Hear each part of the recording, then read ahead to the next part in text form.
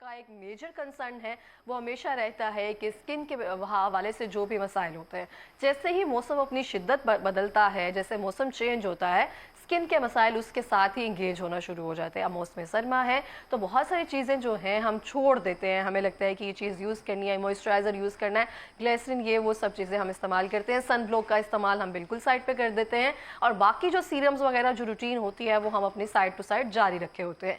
लेकिन इसके साथ जो सबसे ज़्यादा मेजर रीज़न बनती है वो बनती है मिलाजमा, दाग धब्बे, झुर्रियाँ और फ्रेकल्स बनने की। आप देखते हैं कुछ लोग इसको कहते हैं कि हमारे में खून की कमी है, कुछ लोग जो मिक्स क्रीम्स होती हैं वो इस्तेमाल करने के बाद उनके चेहरे पर वो दाग और निशान रह जाते हैं। लगता है कि इनका मसाइल का हल जो है सिर्फ लेज़र ट्रीटमेंट से होगा, लेकिन बता दिया जाए और कहा जाता है कि उससे भी प्रॉपर इलाज नहीं होता। तो इन तमाम मसाइल का हल क्या है, हम इसको घर बैठकर कैसे हल कर सकते हैं, क्योंकि किचन में काम करना भी ज़रूरी है, बाकी बाहर जाना भी ज़रूरी है, तो इसमें एहतियात कैसे बरती जाए, उसको कम कैसे किया जाए। हमारे साथ इस टाइम मौजूद है जनाब डॉक्टर इब्राहिम साहब, जो कि स्किन स्पेशलिस्ट हैं। अस्सलाम वालेकुम। जी वालेकुम सर, कैसे हैं आप? जी अल्लाह। बहुत शुक्रिया सर प्रोग्राम में तशरीफ़ लाने के लिए। फर्स्टली तो सर मैं आपसे पूछना चाहूँगी कि किचन में काम करना ख़वातीन के लिए ज़रूरी है। मैंने नहीं देखा कि कोई किचन में खातून जाने से पहले सन ब्लॉक का इस्तेमाल करती हो, और बहुत रेयरली देखने में आया, बहुत मेजरली देखने में आया कि उनकी स्किन पर वो मिलाजमा जो होते हैं ना, उसके पैचेस इस साइड पे वो कहीं ना कहीं रहते हैं। तो इस चीज़ को हम कैसे टेकल कर सकते हैं और इसकी मेन रीज़न क्या होती है? देखिए, जो मिलाजमा होता है ना, वो होता क्यों है पहले ये समझ लें, फिर उसका इलाज की भी आपको समझ आ जाएगी। ओके। मिलाजमा की जो मेजर रीज़न है, बल्कि जो एक ही उसका मेन कॉज है, वो है हार्मोनल, और ये ज़्यादातर ख़वातीन को प्रेगनेंसी के दौरान होता है। ओके। या उसके फ़ौरन बाद होता है। ये हार्मोन के इम्बैलेंस होने की वजह से या हार्मोन समझ लें ज़्यादा होने की वजह से आपका ना ये ब्लैक या डार्क ग्रेश पैचेस बनते हैं फेस पे, और ये बड़ा टिपिकल बटरफ्लाई पैटर्न होता है कि आपकी ये चीक्स, नोज़ और कभी कभी फोरहेड पे ये पैटर्न बनता है। और ये बढ़ता है? हाँ जी, अक्सर लोगों में, क्योंकि उसमें होता ही है कि लोग एक तो उसमें सन की वजह से ना वो वर्स होता है। सो अगर आपका मुलाजमा है और आप सूरज में फिर रहे हैं ज़्यादा, तो आपका वो वर्स हो जाएगा। सो वो एक फैक्टर है जो वर्स करता है। उसके अलावा अगर आपकी हीट, आपको जैसे आपने चूल्हे की बात की, अगर बहुत ज़्यादा चूल्हे की सेक लग रहा है आपके चेहरे को, तो वो ज़्यादा वर्स हो जाएगा। तो मुलाजमा के जो पेशेंट्स होते हैं ना, सबसे मुश्किल चीज़ इसको ट्रीट करना है मुलाजमा को, और इसको प्रिवेंट किया जाता है अगर जब आपको ये इश्यूज, जब आपकी प्रेगनेंसी चल रही होती है और अगर आप तब अपनी स्किन की केयर कर लें, तो काफ़ी ज़्यादा चांस होता है कि मुलाजमा हो ही ना। लेकिन चूंकि हम लोगों को इतनी अवेयरनेस नहीं है, हम उतनी उसकी केयर नहीं करते, तो हमें हो भी जाता है और फिर बाद में हमें ट्रीट भी नहीं करना आ रहा होता। तो ये इसकी पूरी एक कहानी है। ये इस तरह मैं कहूँगा कि ये 100% ट्रीट करना इसको बहुत मुश्किल है, लेकिन ये 80% प्लस ट्रीट हो सकता है। 80% का मतलब है काफ़ी बेहतर हो जाए, ऑलमोस्ट फेड हो जाए और थोड़ा सा उसका अक्स रह जाए। अच्छा, वो जो अक्स रह भी जाएगा, वो भी सारी उम्र के लिए उसको आप मेंटेन रख सकते हैं, लेकिन उसके लिए आपको मेंटेनेंस करनी पड़ती है स्किन रूटीन से और प्रिकॉशन से। और इसका जो इलाज है वो दो तरह से होता है, एक मेडिकल है, दूसरा प्रोसीजरल है। मेडिकल में क्रीम, सीरम्स वगैरह हो गए, सन ब्लॉक इस्तेमाल हो गया, ये चीज़ें होती हैं।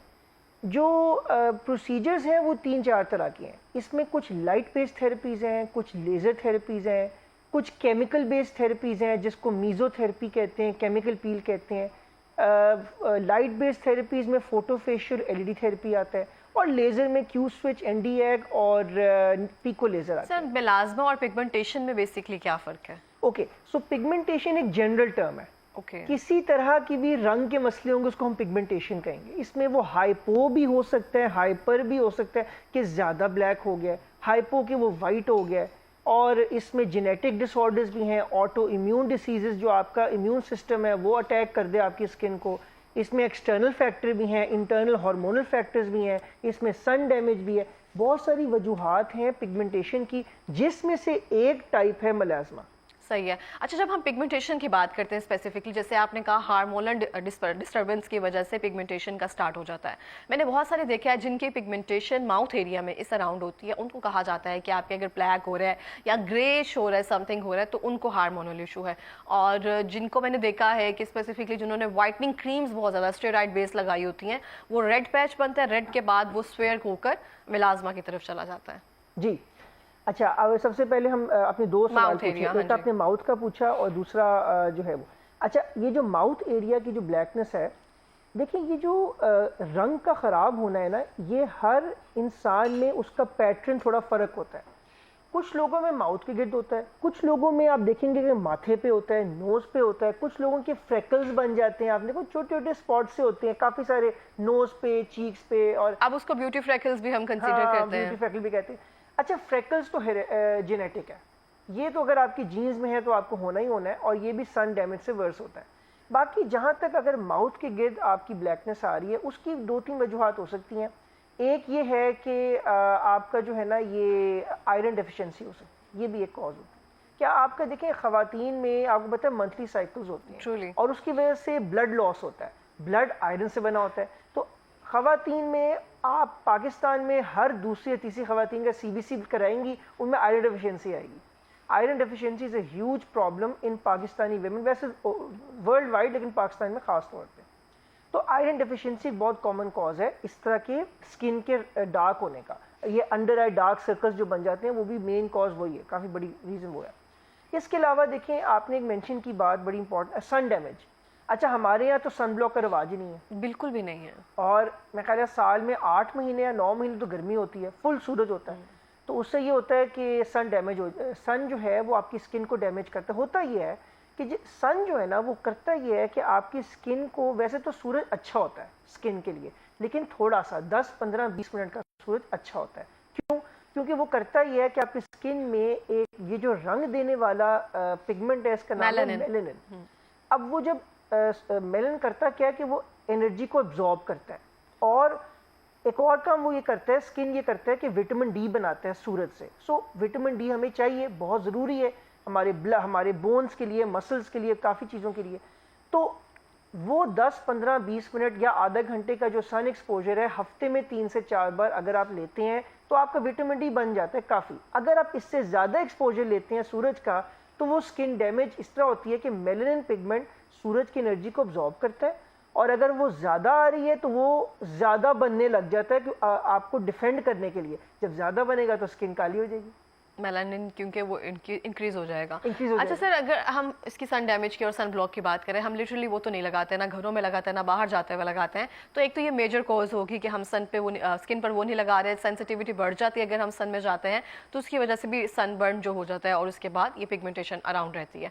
अब इसका रीज़न हम लेजर्स वगैरह से बाद में आते हैं, पहले हम कोई क्रीम्स या ऐसे कोई ट्रीटमेंट की तरफ आते हैं जो घर बैठ के कर लिया जाए, कोई वाइटामिन, कोई सीरम, कुछ इस तरह से है जो सिर्फ हम पिगमेंटेटेड एरिया पे लगाना शुरू कर दें। मैंने बहुत सारी खवातीन को देखा है, स्पेसिफिकली अगर हमारे चेहरे पे फ्रेकल है, वो क्रीम हम पूरे फेस पे लगाते हैं, वो पूरा फेस और नीट हो जाता है, और फिर वो ज़्यादा प्रोमिनेंट होना शुरू हो जाती है। अच्छा, पहली बात तो ये है कि अगर आपके फेस के किसी आपका सवाल है कोई एक पार्ट पे अगर पिगमेंटेशन है, पूरा आप कह रही हैं पूरे फेस पे नहीं है, कोई एक पार्ट पे। पहली बात तो ये है कि हम कोई भी चीज़ अगर फेस पे लगाएंगे तो वो हमें पूरे फेस पे ही लगाना होता है। उसकी वजह क्या है? अगर आप सिर्फ उस एरिया में लगाएंगे, देखिए अगर तो आपका सिर्फ एक स्पॉट है फिर तो ठीक है, आप उस एरिया में लगाएं, लेकिन अमूमन लोगों का एक स्पॉट नहीं होता, या तो पूरी चीक्स होती हैं या काफ़ी बड़े बड़े एरियाज होते हैं। नहीं, सिर्फ थोड़ा इधर अराउंड एरिया भी होता है, तो वो डॉक्टर्स, मैंने देखा है कि मुझे खुद भी था, तो डॉक्टर सिर्फ वहीं पे लगाया जाए। अगर छोटा है ये तो फिर ठीक है, लेकिन अगर आपको थोड़ा फैला हुआ है फिर आपको पूरे फेस पे इसलिए लगाना पड़े ताकि उसको इवन कर सके, ताकि रिजल्ट इवन आए। अगर आप एक ही जगह पे लगाएंगे तो वो एरिया फिर वो डिफरेंट लगेगा, फेस डिफरेंट लगेगा, वो थोड़ा अजीब हो जाएगा, राइट। अच्छा, अब आ जाते हैं क्रीम्स और सीरम पे। इसमें बहुत सारे केमिकल्स हैं, आपने इसको समझना, केमिकल्स हैं, बहुत सारे केमिकल्स हैं जो आपकी ये पिगमेंटेशन को ठीक करते हैं। कुछ केमिकल्स देखें, इसका एक एंजाइम होता है टायरोसिनेज, ये वो एंजाइम है जो मेलेनिन बनाता है, राइट। सो कुछ केमिकल्स टायरोसिनेज को इनहिबिट करते हैं ताकि वो मेलेनिन ना बने, रंग खराब ना हो। कुछ है जो जब मेलेनिन बन जाए तो उसके ट्रांसफ़र को रोकते हैं कि वो एंड पे स्किन के ऊपर जाके ना बैठे। कुछ है जो जब वो बैठ गया है तो स्किन को ऊपर से उतारते हैं, और कुछ हैं जो उसकी ब्लड सप्लाई को रोकते हैं ताकि वो सेल्स ही ना बने या उनको वो मिले, खुराक ना मिले जिससे मेलेनिन बन रही है। तो ये डिफरेंट तरह के केमिकल्स हैं। अब इसमें मैं आपको लिस्ट बताया तो इसमें ट्रांसजेमिक एसिड है, इसमें अजेलिक एसिड है, kojic, arbutin, hydroquinone, bakuchiol, retinol, niacinamide, ये आपने शायद सुने होंगे सारे नाम। ये कुछ बेसिक केमिकल्स मैंने आपको बताए हैं जो पिगमेंटेशन के लिए यूज़ किए जाते हैं, और इसकी परसेंटेजेस होती हैं फिर इसकी, और ये सिर्फ डॉक्टर को पता होता है, क्योंकि इसमें मैं देखता ही हूँ लोग क्या करते हैं, गूगल पे जाते हैं, यूट्यूब पे जाते हैं, किसी ने कहा भाई मैंने ये लगाया, बड़ा अच्छा रिजल्ट आया, वो कहती मैं भी ये लगाती हूँ। हाँ, एग्जैक्टली। अब होता क्या है कि वो उसको तो रिजल्ट आया, जरूरी नहीं है कि आपको भी आए, क्योंकि वो परसेंटेज जो स्किन टाइप डिफरेंट है वो ऑलरेडी। उसका जो मसला था वो और था, आपका और है। सो डॉक्टर को पहले स्किन चेक करवा के, और वो भी डॉक्टर जब मैं कहता हूँ तो मेरा मतलब है MBBS डॉक्टर। ये भी एक बहुत बड़ी बात है कि आजकल तो डर्मेटोलॉजिस्ट का वर्ड हर बंदा यूज कर रहा है, बट ऐसी नहीं है। ये हमारी पूरी 5 साल की स्टडी होती है स्किन पे, हम उसको स्टडी करते हैं, हमें बताया जाता है, हम पढ़ते हैं, उसको एनालाइज करते हैं लैब में, माइक्रोस्कोप में, तब हमें समझ आती है कि स्किन चीज़ क्या है, उसकी लेयर्स होती हैं, उसकी देखने में वो कैसे लगता है, उसको टेस्ट किया जाता है, बायोप्सीज होती हैं। ये पूरी हमारी अंडरस्टैंडिंग होती है बायोलॉजी की, मेडिसिन की, जिसकी बेस पे हम जो है वो डिसाइड कर पाते हैं कि ये एग्जैक्ट मसला क्या है और उसको एग्जैक्ट क्रीम कौन सी देनी है। बिल्कुल इस तरह। सर अभी आपने जिक्र किया इतने सीरम्स और इतने वो एसिड्स वगैरह का, अल्फा-ब्यूटिन या हाइड्रोक्विनोन की हम स्पेसिफिकली बात करते हैं, जो आसानी से मार्केट में अवेलेबल है 2% 4% की रेंज में। हम मैंने बहुत सारे लोगों को सुना है वो किसी भी क्रीम में पी साइज मिक्स करके हाइड्रोक्विनोन लगाना शुरू कर देते हैं, लेकिन वो वर्ड्स इतना स्किन को कर देती है क्योंकि हमें उसकी एग्जैक्ट परसेंटेज नहीं पता है। लेकिन बहुत सी जगहों पर कहते हैं डॉक्टर्स इसको मना करते हैं कि इसको बैन कर दिया जाए, क्योंकि हम इसका ओवर यूजेज कर लेते हैं और इसको किसी भी क्रीम में मिक्स करके उसका ओवर यूज़ कर लेते हैं उस जगह पर, तो फिर उसके बाद स्किन वर्स हो जाती है। तो हम हाइड्रोक्विनोन जो है मेलाज्मा या पिगमेंटेशन ट्रीटमेंट के लिए क्या इस तरह से इस्तेमाल कर सकते हैं?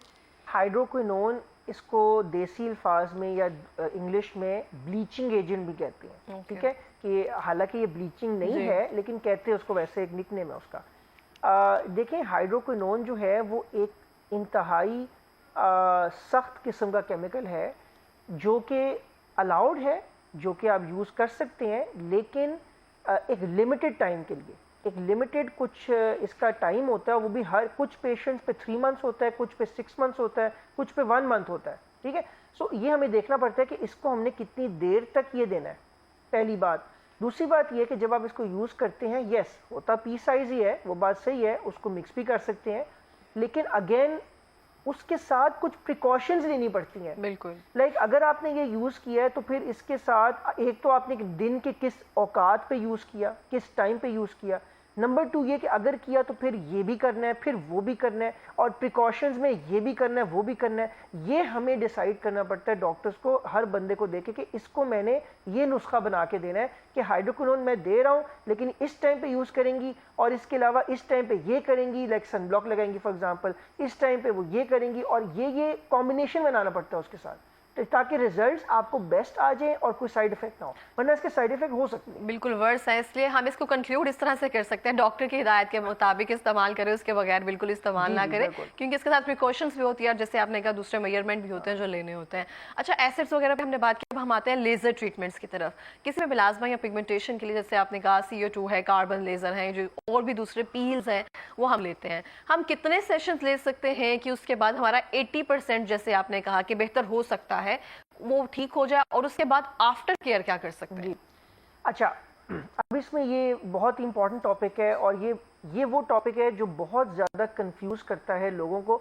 इवन जो लोग ये सर्विस दे रहे हैं पिगमेंटेशन ट्रीटमेंट्स की क्लिनिक्स में बैठ के, वो भी मैं बताऊंगा ज़्यादातर कंफ्यूज नहीं है। ठीक है, अच्छा, सबसे कॉमन जो चीज़ आपको सुनने को, आई एम श्योर आपने सुना होगा, PRP। जी जी, सुना है ना PRP का आपने, और ये भी सुना होगा कि लोग PRP इलाज कर रहे हैं पिगमेंटेशन का, ये भी सुना होगा। ये बिल्कुल गलत इलाज है, मैं आज आपके शो पे बिल्कुल क्लियर बता रहा हूँ, ये बिल्कुल गलत इलाज है। PRP का कोई ताल्लुक ही नहीं है पिगमेंटेशन। Exactly. और मेरा ख्याल है लाहौर में मिसाल के तौर पे लेट से 100 क्लिनिक है, लेट से 100 क्लिनिक, मुझे नहीं पता कितने हैं, 100 में से मैं आपको लिख के बता रहा हूँ 80 क्लिनिक्स PRP के करते हैं इसके लिए। वो तो स्किन रिजुविनेट करती है आपकी स्किन को दोबारा से, उसका काम और है, पीआरपी का exactly. काम और है, लेकिन पिगमेंटेशन नहीं है। और ये मैं आपको बड़ा क्लियर बता रहा हूँ, और मैं इतना ज़्यादा फ्रस्ट्रेट हूँ बिकॉज मेरे पास हर दूसरा बंदा जो आता है वो यही कहता है सर मैंने वहाँ से पीआरपी कराया, मुझे कोई फर्क नहीं और पड़ा। मैं यहाँ पे आपको मेंशन कर दूं, मैं भी कल परसों किसी को सुन रही थी कि वहाँ पे मुझे 3,000 रुपए में पीआरपी कर। हाँ जी, 3,000। और मैं हैरान हो गई कि 3,000 रुपए में कौन सी पीआरपी होगी। अच्छा देखिए, मैं आपको बताऊं ये हो क्या रहा है, हो ये रहा है कि ज़्यादातर जो क्लिनिक्स हैं उसमें ऐसे लोग उसको चला रहे हैं जो डॉक्टर ही नहीं है, जो जैसे कि मेरे क्लिनिक में कोई मेरी टेक्नीशियन है, उसको एकदम से उसके दिमाग में ख्याल आता है कि मैं तो इतनी अच्छी हो गई हूँ, मैं अपना क्लिनिक खोल लेती हूँ, वो अपने खोल लेती है, ये मसला। और सलोन में शुरू हो गई हैं चीज़ें, अब सलोन वाले सर्विस देते हैं सारी पीआरपीज़ की और फेशियल्स की और लेजर्स की। लिहाजा पहली बात तो ये इसका इलाज नहीं है, और कोई भी अगर बंदा आपको कहता है समझ जाए कि उसको कुछ नहीं आता, रॉन्ग नंबर है, वो रॉन्ग नंबर है। Very good. ऑलराइट, अब आ जाते हैं इसके इलाज पे। देखें इसके इलाज में जो पहले मैं आपको बताता हूँ सारी ऑप्शंस क्या हैं, फिर जो मैंने मेरी कई सालों की प्रैक्टिस है जो मैंने देखा है कि पाकिस्तानी स्किन पे क्या चलता है, ये एक मेन चीज़ है जो आपको गोरे नहीं बता सकते या वेस्टर्न सोर्सेज नहीं बता सकते, राइट।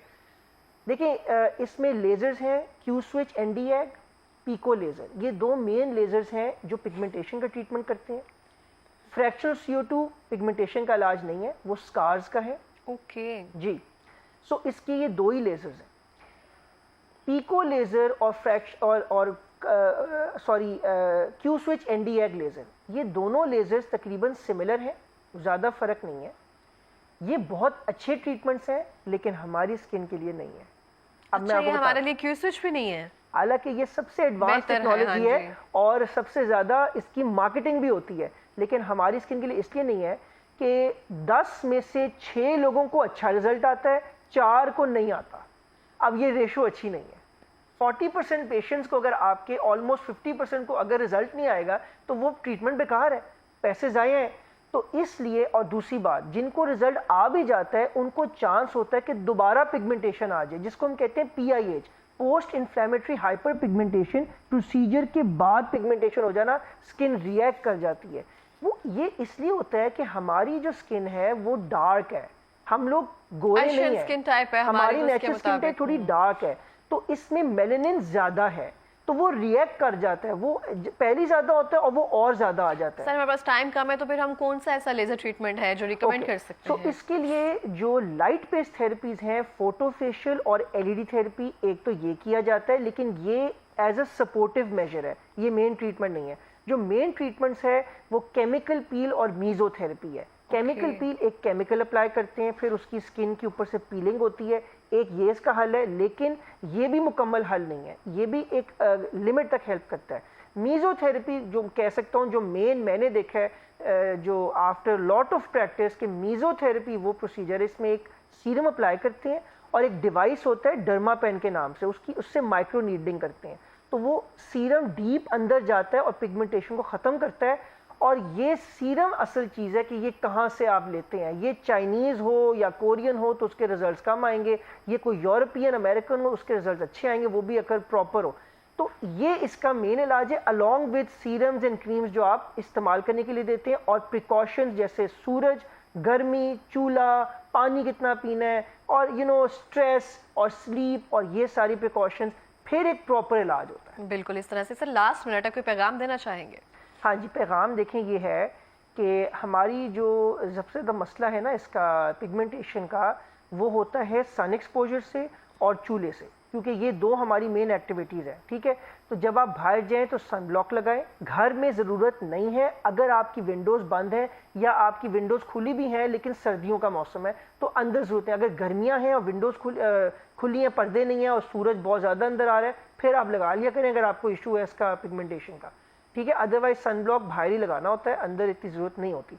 चूल्हे की चूल्हा आपने जाना, लेकिन सेक ना लगे चेहरे पे, चेहरे को पीछे रखें, हांडी को टेढ़ा कर लें और मुंह ऊपर ना लेके जाएं, ठीक है। ये कुछ बेसिक चीज़ें। इसके अलावा अगर हार्मोनल इश्यूज हैं उनको मैनेज करें, रात की 7 घंटे की नींद बहुत ज़रूरी है, 8 गिलास पानी पिएं, स्ट्रेस को मैनेज करें, और ये कुछ बेसिक हिदायत। बहुत शुक्रिया सर प्रोग्राम में आने के लिए, अपना एक्सपीरियंस शेयर करने के लिए।